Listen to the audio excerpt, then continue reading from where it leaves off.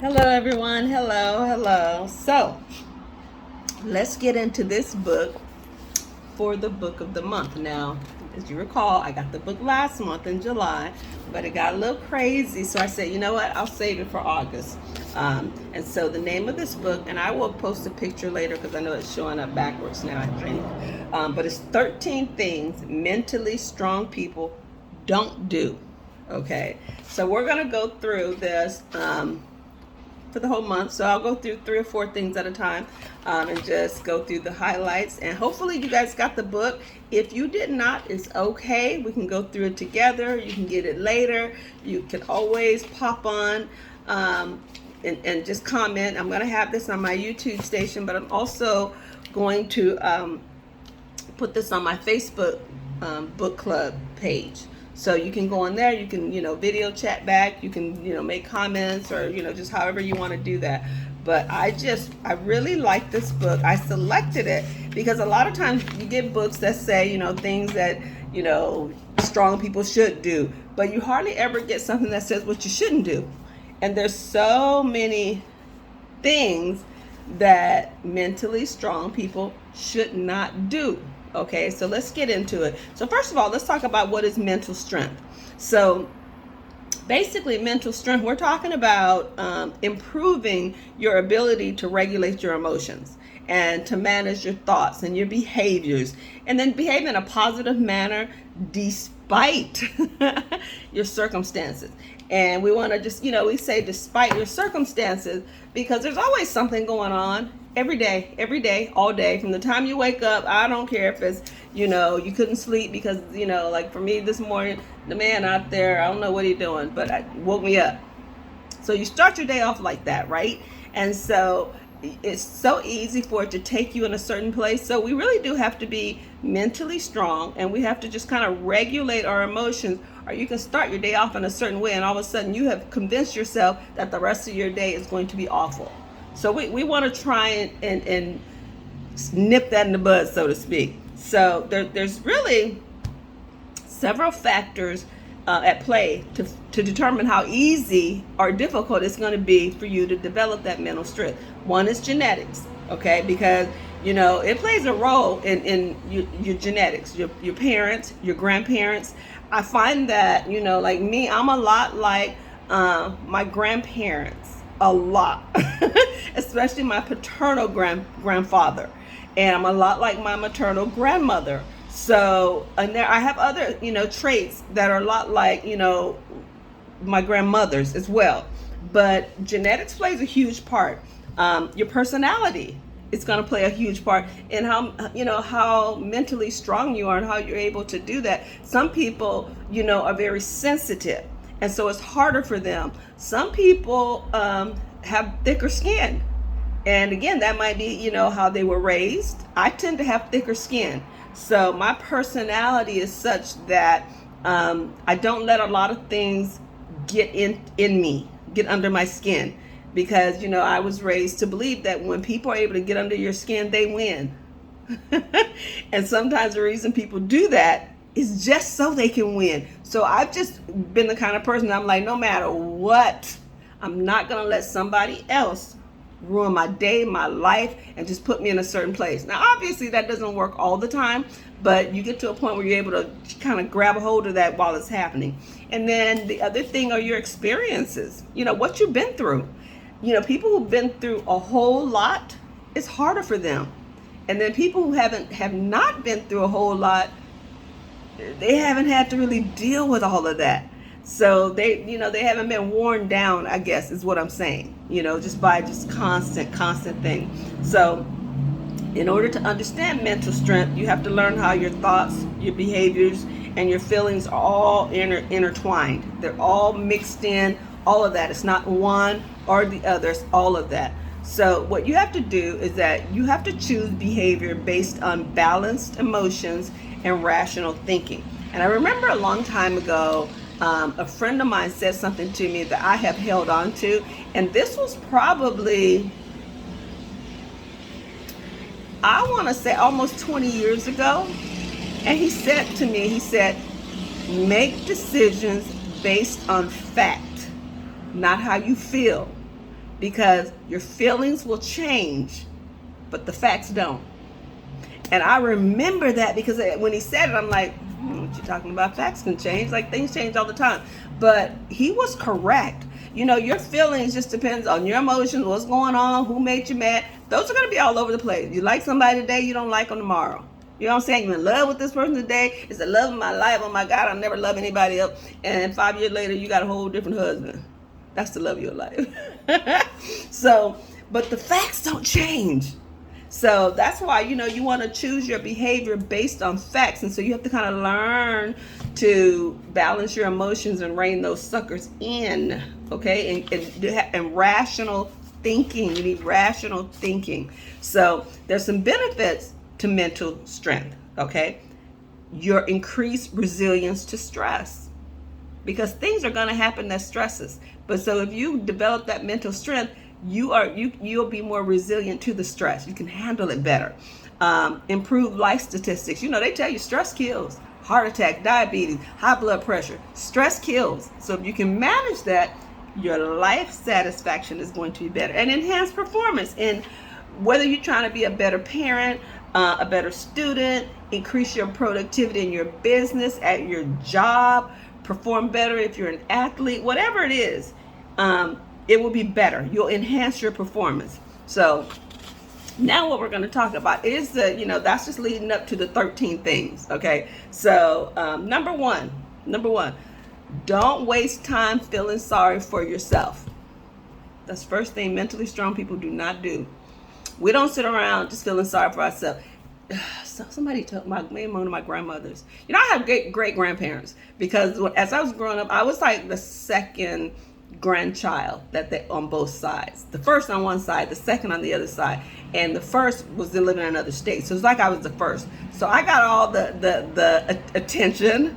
I got all the advice, okay, from 4 very strong, smart individuals. And so one thing that my grandfather told me is that it's okay to have a pity party, but just like every other party got to end at some point.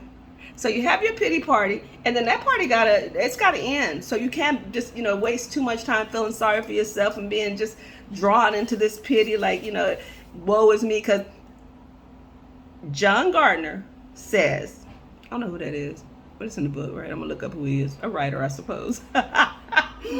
That self-pity is easily the most destructive of the non-pharmaceutical narcotics. It's addictive.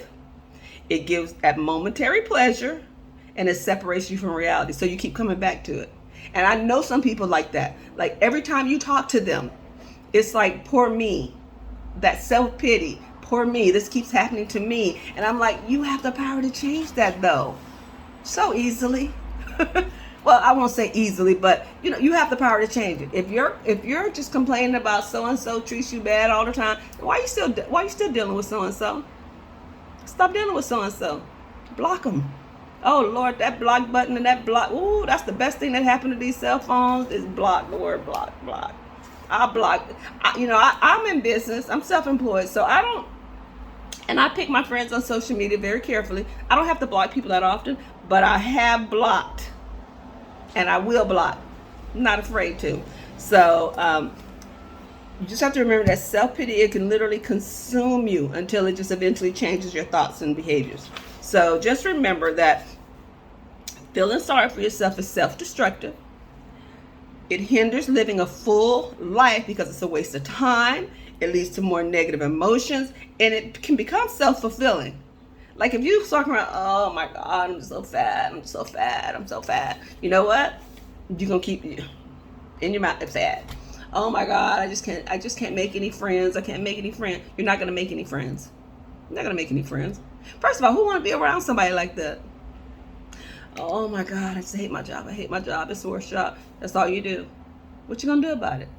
You can always hate your job if that's what you do. So you need to just stop that. It prevents you from dealing with other emotion. We have to deal with grief, sadness, anger, but self-pity, it keeps the focus on why things should be different rather than accepting the situation for what it is and then you making some changes. And then it causes you to overlook the good in your life because you just feel like everything just sucks. Everything in my life sucks.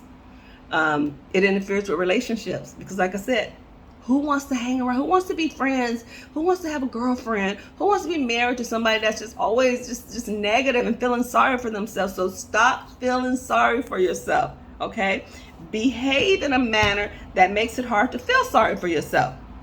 Like, try to, when you start feeling that self-pity creeping into your life, try to make an effort to do something contrary to how you feel. If you're sitting and you're like, I'm just so bored and I'm sitting in the house all day. I struggle with that one because I'll sit, because I'm kind of an introvert. And then with this COVID thing, and now they're talking about monkeypox, I'll sit in the house and like, I don't want to do anything. But then I'll start feeling, cabin fever. I'm like so bored. And so what I do is I get up and I go outside. Now, I don't go outside and hang with 100 people, but I will go and I'll walk, go to a little restaurant, an outside restaurant. I'll walk to the beach. I'll walk, over to the shoreline village. I will get out. Some of the things you can do is you can volunteer to help a worthy cause. You can just perform a random act of kindness. That always makes you feel good. And like I said, do something active, physical. Get up, go do something. So just replace those thoughts that will encourage that self-pity, okay? So let's see, one other thing you can do is you can exchange your self-pity for gratitude, because you cannot tell me that there's absolutely nothing that you can think of that you are grateful in your life right now. Somebody put on Facebook the other day that that their whole day was just ruined. It was just awful because they had a car accident and they showed a picture of their car. And so she called and I said, what? I said, oh my God, you are so blessed because you were able to walk away from that accident healthy and whole with your children, and you have car insurance. You get to get another car. I mean, find, and that's not and that wasn't to minimize what she had gone through, but that was just to help her find something to be grateful for in that situation. You could have lost your life, one of your kids' life, a limb. You could have not had car insurance. You could have killed somebody else in the other car, which would be horrible, that someone else would have been killed. That's on your conscience. So, I mean, this is how we have to do this. Giving up all this self-pity will just make us stronger. It'll make us stronger. People who feel gratitude, they don't get sick as often as others. Gratitude leads to more positive emotions, because if you're a person who always can find that, something to be grateful about, other people see that in you. So that's a powerful emotion. That you got this happiness, you got this joy, and you on a daily basis, and other people see that and they feel it and they want to be around you. Okay? It improves your social life. People want to be around people like that. Even sometimes, I try to be great, filled with gratitude all the time and show joy. Even when I'm having a bad day, I try to show that. And I literally always say to myself, why do people people seem to really like me? I don't know why. And I personally think it's because I emanate some level of joy and gratitude. I try to just do random acts of kindness. I try to do that often so that it reminds me that I don't care what's going on in my life. If I think I have it bad, somebody else has it worse, and I'm going to do something to help them. So, number 2 thing that mentally strong people don't do, they don't give away their power. They don't give away their power. Let me tell you something. When you hate your enemies, or when you hate people, when you dislike strongly people that get on your nerves, you have given them your power. Don't do that. Don't give away your power. Retaining your power, it's about being confident in who you are and the choices you make despite what other people say or think. Let me tell you a little story. And I've told people this story before. I told my children this as they were growing up. And being a brown paint color and my children being the same, I had to teach my children, number 1, at some point in your life, somebody gonna call you the N-word. So my grandfather taught me that how you deal with that really matters. If you deal with that in a way that you let them know they upset you, they win. You just gave them the power. So he basically taught me that if somebody say that to me, look at them and say thank you, smile and walk away. Thank you, smile and walk away. Now I've devastated them, and that has really only happened to me once, and that was in high school. And I was going to a predominantly white high school, and some little girl, she wasn't even in high school, she was in junior high. She was in junior high because junior high school was around the corner, and there weren't a whole lot of us in the neighborhood. And she walked by, and that's what she called me. So I turned around and I said, thank you, that was so nice of you. And I kept walking. That little girl stood there for a little while like. So I was not willing to give this little girl my power. Even today, if someone is really doing something that has hurt me, I don't like, I will let them know that I don't like that, but I don't give them my power. We can be in the same room from then on, and you won't even, like, you're not even really there. You're not getting my power. You're not taking my power. I am very confident in who I am. So that's what you have to do. You have to set healthy emotional and physical boundaries, or else you will give away your power. Okay? So, there's a bunch of problems with giving away your power. You depend on others to regulate your feelings. You definitely let other people define your self-worth. So you're going to call me the N-word, and now I'm like, oh my God, I'm going to fight you. Well, I'm not going to fight you, but I'm probably going to get my cousins to fight you. And now, I'm going to get in trouble, feel some kind of way. You will avoid addressing the real problem. You become a victim of your own circumstances. It's like somebody, if you're skinny, I used to be real skinny when I was young, real skinny. Now, anyway, don't worry about that, right? And people just call me skinny. And obviously they just call me 4-eye, right? And so that was two things that, I thought would never change. I thought I would be skinny all my life. But I knew I'd be 4-eyed all my life. What I do? I took control of my own circumstances. So ever since I was a kid, I have always found me some funky glasses. Because what you're not going to do is take control of the fact that I got 4 eyes and make me feel bad about it. My grandma had 4 eyes. I was happy to have 4 eyes like my grandma. She was a beautiful woman. So that. And then you become highly sensitive to criticism. Now what does that do? Now you done lost sight of your goals because you're just so focused on the fact that somebody called you 4-eyed. You let them take your power. And now, once again, we back to relationship. You have ruined your relationship. Don't nobody want to be around you because you're negative. And you just want to talk, you're like, oh my God, I got 4 eyes. I'm never going to have just 2. So reclaim your power. First of all, you got to identify the people who have taken your power or who are trying to take your power. Know it when you see it. Okay? Know it when you see it, and resolve to stop giving people your time and your energy if you don't want them to play a big role in your life. I mean, there's some people who they're gonna play a big role in your life. Your kids, your relatives. Well, not all your relatives. They ain't all got to play, but your mama. And some people some people do have problems, with direct relationships like that. You got to figure out who's taking your power. Because I know some people, they said they have problems with their own mothers. I can't understand that. But, you have to identify those people. And then what you have to do also is think before you react. Take a deep breath. Excuse yourself from the situation and then distract yourself. Do something else. Because see, you have no control of what other people are saying or what they thinking or not, or whatever's going on in their raggedy heads, right? You don't have no control of that. So you control it, okay? And when people give you feedback about something, about what you're doing, evaluate that critically, okay? Sometimes people tell you that what you're doing is not good enough because they feel bad within themselves. Couple of examples. Madonna, after she released an album that sold over 10 million copies, she got a rejection letter from the president of Millennium Records that said the only thing missing from this project is the material. We know how that ended up, right?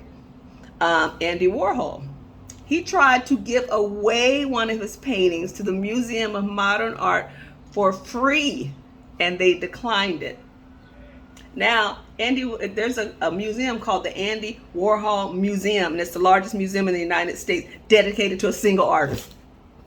So again, you need to know how, you need to evaluate that feedback you're getting. Just because somebody says, you're not good enough, don't mean you're not good enough. And there's just so many other examples. The Michael Jordans, the Dennis Rodman, there's just so many, a lot of the artists, even some that you might not like. The Cardi B, a lot of you don't like her music, but does she care right now? Mm-mm. Even Beyonce. There are a lot of people who say Beyonce can't sing. I might be one of them. Okay. I would say she's not a vocalist. But do you think Beyonce care? Do you think Beyonce care that people say she's not a good vocalist? We won't even get into them Kardashians. Do you think they care? No. So what you want to do is recognize your choices. Just simply reminding yourself that you have a choice in everything you do, think, and feel can be very freeing. So again, take back your power. It will make you stronger, okay?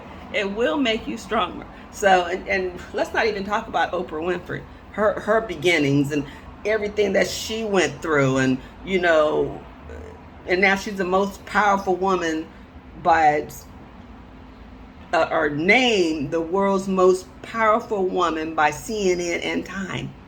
So there you go, okay? So remember that.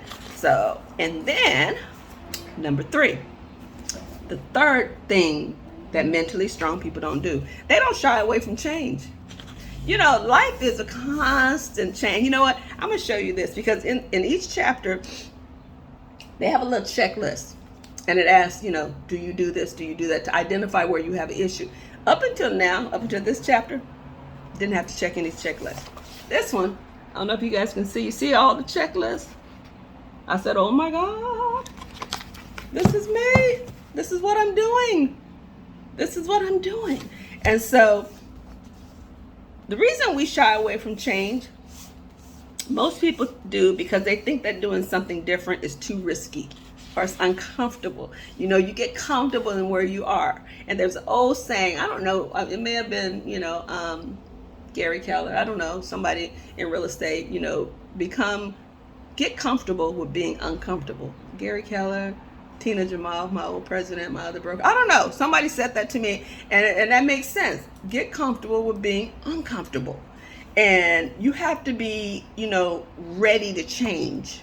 If you're not ready to create change, you probably won't be successful at maintaining it.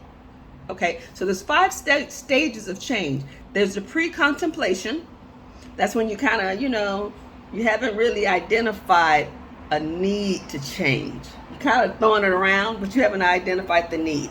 And then contemplation is when you're considering the pros and cons of making that change.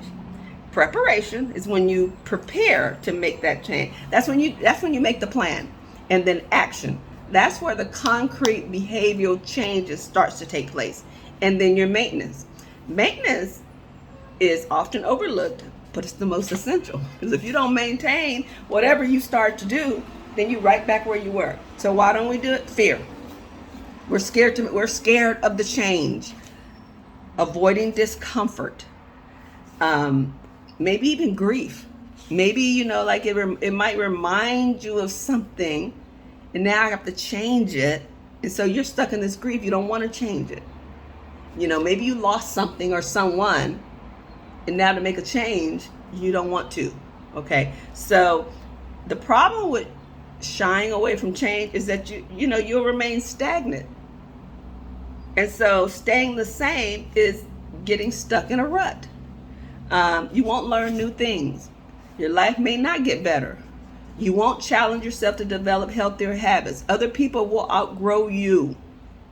Okay, if you're unwilling to challenge yourself and improve, others they grow bored with you. And the longer you wait, the harder it gets. And so that's my issue with change. Like, I want to do something, but it's really hard for me to do it because like I said, I'm an introvert by nature. I personally can just stay in the house. I go to work, and that's different. I can meet people and be a certain kind of person with people, but see, I'm on a work mode. But socially, I'm like, oh, I don't really want to go. So I have to force myself sometimes.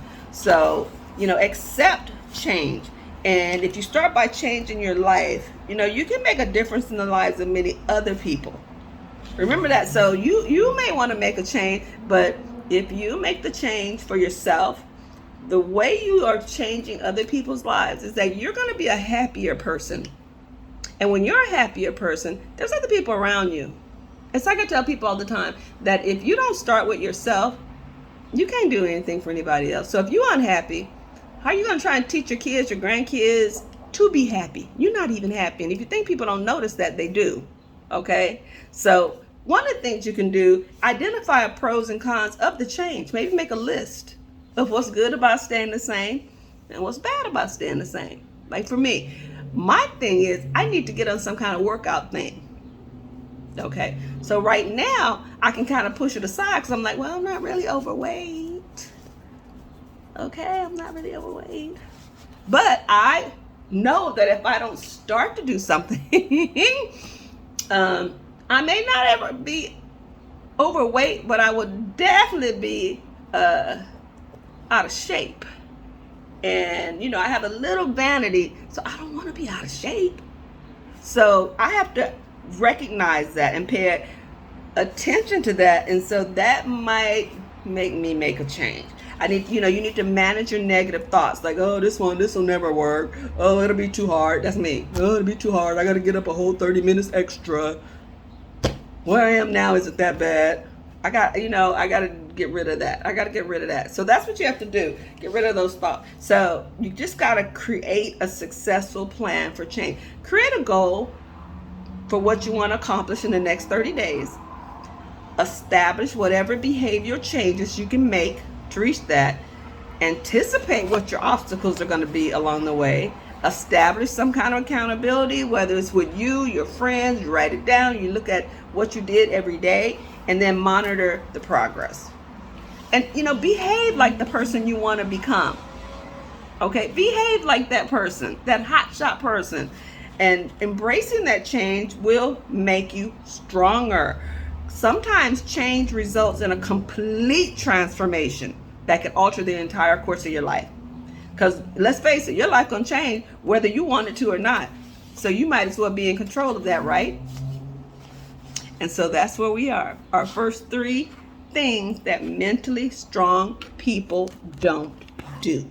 So let's do that. I will get back with you guys next Monday. I'm going to try to do this every Monday. I know it's Tuesday. But next Monday, and we will go through the next 3. Remember, I'm going to post this on my Facebook. Share, like, and subscribe to my YouTube station. And make some comments. Read the book or just comment on what I've talked about so far. I look forward to going through this with you. I look forward to some positive changes, right? Mentally strong.